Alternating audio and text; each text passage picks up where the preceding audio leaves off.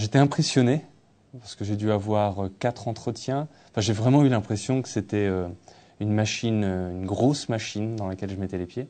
Je trouve que les tests sont justifiés par rapport aux demandes du département, des stagiaires, à avoir un service de qualité. Ça me paraît tout à fait légitime, hein, les entretiens sur la base du CV, le projet professionnel, la représentation du métier, et puis les connaissances sur le secteur. Ça me paraît normal d'évaluer ça avant d'embaucher quelqu'un. On nous lâche un peu, quoi. Il n'y a personne pour nous diriger, dire ce qu'il faut faire. C'est un peu la pêche à la découverte, quoi. Il faut poser des questions. Si on ne pose pas de questions, on n'y arrivera pas. Maintenant, parce que ici ou ailleurs, je ne sais pas, c'est qu'il y a énormément de travail. Il n'y a pas assez de personnes pour s'occuper des personnes qui arrivent comme ça, quoi. J'ai pris mon premier groupe avant de commencer mon DPI, donc dispositif de professionnalisation initiale. Et à la fin de ce premier groupe, donc que j'ai sorti 8 mois après, je terminais à peu près mon DPI en même temps et je me suis dit, j'ai fait beaucoup d'âneries avec ce groupe-là. Ce groupe-là, c'était vraiment mon crash test group.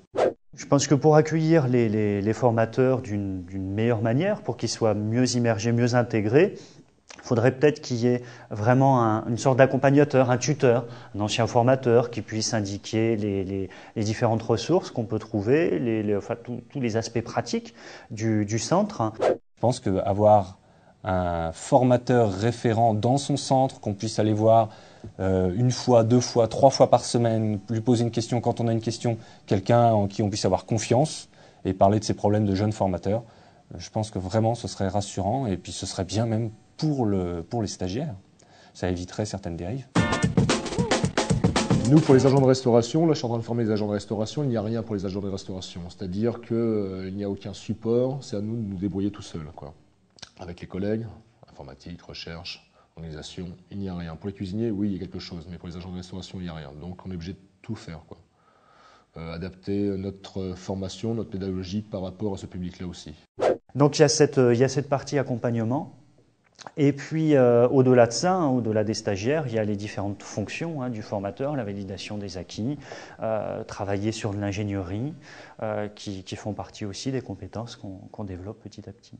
Moi, j'ai l'impression aujourd'hui, avec le public qu'on accueille, un public en difficulté qui a été confronté auparavant souvent à l'échec scolaire, aux difficultés sociales, professionnelles, que une des compétences qui me sert le plus, c'est celle de relation d'aide, celle d'accompagnement des publics en difficulté.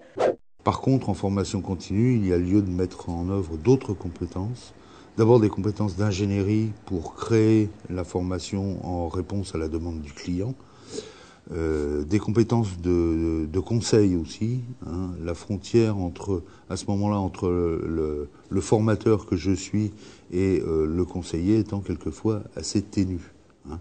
Les clients ont besoin de formaliser un certain nombre de choses et là, il faut que quand vous faites de la formation continue, il faut que vous aidiez le client à formaliser ses besoins.